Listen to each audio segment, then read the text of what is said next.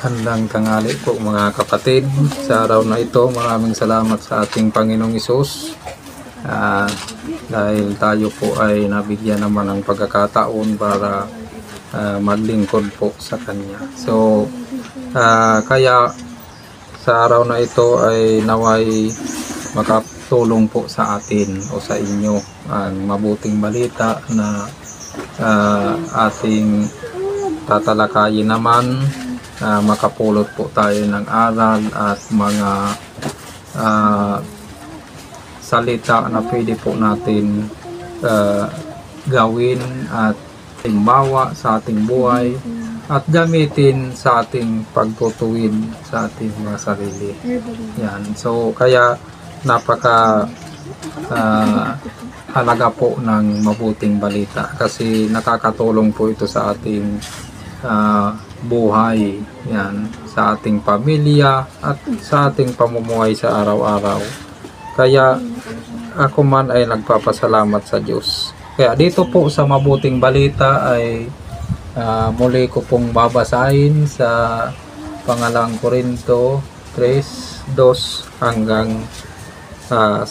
So dito po sa 2, kayo na rin ang aming rekomendasyon, nakatitik sa aming puso upang makilala at mabasa ng lahat. So tayo po ang rekomendasyon ng mga banal na apostol para maibahagi po natin itong kanilang mga sulat at ganoon na nga ay nabasa po natin.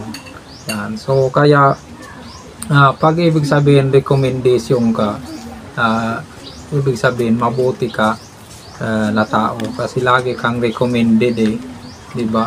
Hindi ka nagkakaroon ng mga violation, hindi ka lumalabag sa mga guidelines ng Diyos, di ba? Ano po ba yung mga guidelines na ito?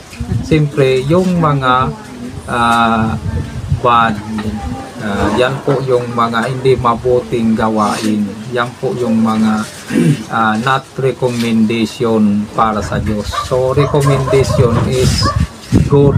Yan, yung tamang gawain mo. Kasi ang guidelines po ng ating Panginoong Jesucristo, isa man lang, gumawa ka ng mabuti. Di ba?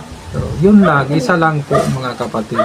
Hindi yung napakaraming batas o guidelines na napakahirap sundin, ngunit ang Diyos nagbibigay po sa atin napaka basic lang ito kumbaga simple lang.